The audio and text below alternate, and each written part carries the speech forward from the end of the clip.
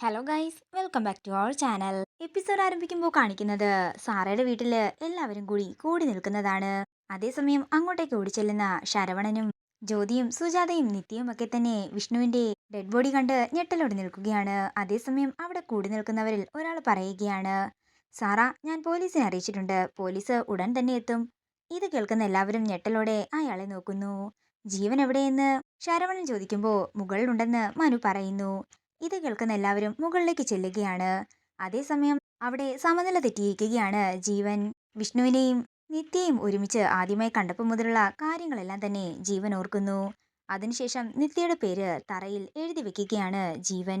കൊല്ലും, ഇവളെ ഞാൻ കൊല്ലുമെന്ന് ജീവൻ പറഞ്ഞുകൊണ്ടേയിരിക്കുന്നു. എല്ലാവരും ജീവന്റെ അവസ്ഥ കണ്ട് പേടിയോടെ നിൽക്കുമ്പോൾ സുജാത ജീവന്റെ അടുത്തേക്ക് ചെല്ലുന്നു. ജീവന്റെ അവസ്ഥ കണ്ട് സുജാത നിത്യയും മറ്റുള്ളവരെ വിളിച്ചുകൊണ്ട് താഴേക്ക് പോവുകയാണ്. പിന്നീട് കാണിക്കുന്നത് സാറയെയാണ്.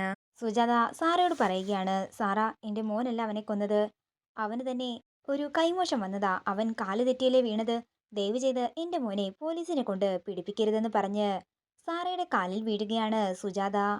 അവൻ ജയിലിൽ കിടക്കുന്നത് എനിക്ക് കാണാൻ വയ്യ സാറ, അവനെ നിയമത്തിന് വിട്ടുകൊടുക്കരുത് എന്നൊക്കെ പറഞ്ഞുകൊണ്ട് സാറയുടെ കാലിൽ പിടിക്കുകയാണ് സുജാത.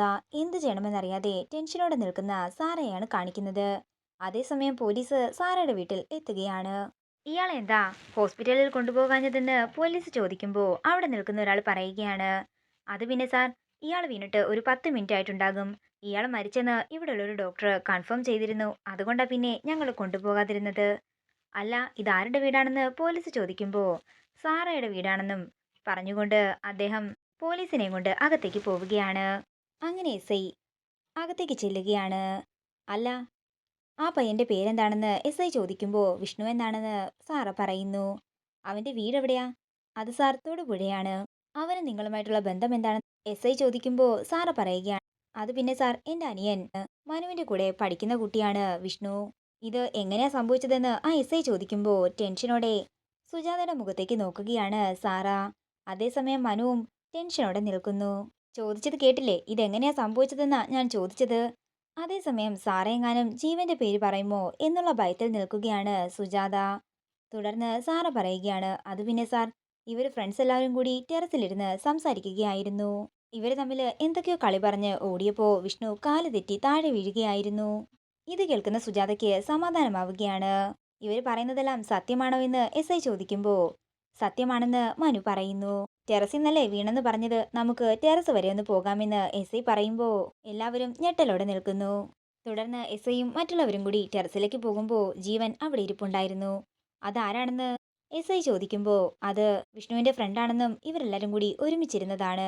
വിഷ്ണു താഴെ വീണതിന്റെ ഷോക്കിൽ നിന്നും ഇതുവരെ അവൻ തിരിച്ചു വന്നിട്ടില്ലെന്നും സാറ പറയുമ്പോൾ അതിനെപ്പറ്റി കൂടുതലായി ഒന്നും ചോദിക്കാതെ വിഷ്ണു എവിടെ നിന്നാണ് കാല് തെറ്റി വീണതെന്ന് എസ് ഐ ചോദിക്കുന്നു. തുടർന്ന് കൃത്യമായ സ്ഥലം മനു കാണിച്ചു കൊടുക്കുകയാണ്.